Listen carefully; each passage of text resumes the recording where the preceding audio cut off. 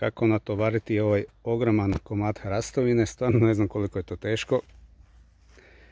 Na tačke i to trebam sve gore otpeljati. Jedva ga i postavim ovako, a kamoli još da ga dignem, ali evo, smislit ću nešto.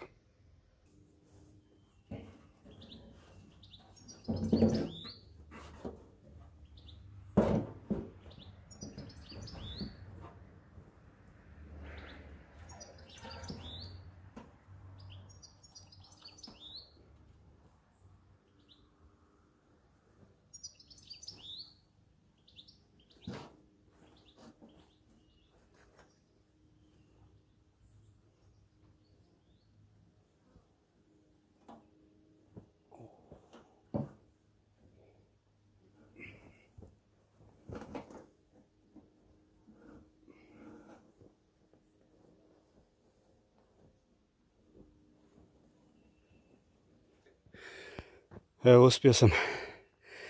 Sad to treba otpeljati tamo gore na brijeg.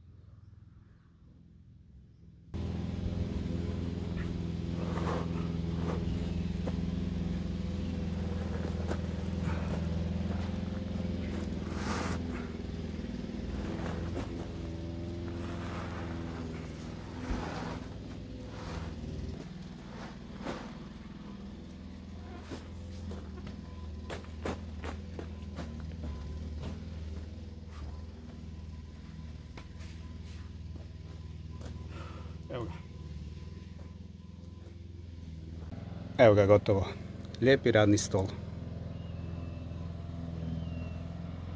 Evo, grožđe raste, zreli polako. Biće nešto i višnji.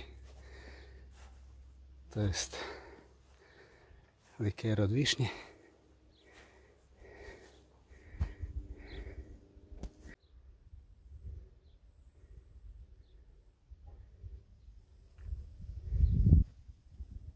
Ovo je moj luk, ogroman je ispao ove godine. Sve što posadim pustim da prirodno zraste tako kak je, bez ikakvih kemikalija, aditiva, bilo čega. Jedino ako pognojim, to je sa stajskim prirodnim gnojem, ništa drugo. Evo, luk i krompir. Krompir je isto ove godine izrastao baš veliki. Posadio sam i par suncokreta, ali ovi tu su preko 3 metra, su sami izrasli. Evo koliko je to veliko.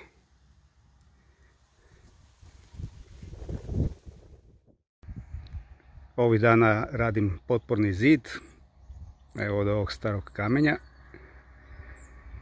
Inače sve što god postoji trenutno ovdje na mojoj zemlji sam ja sam izgradio, napravio. Ovo tu sam napravio, vidikovac,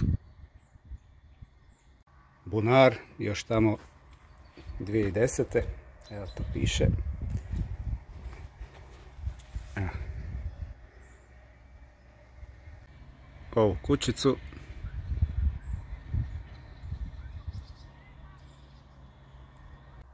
Ove stare kočake, sad je to spremište za drva i za svašta.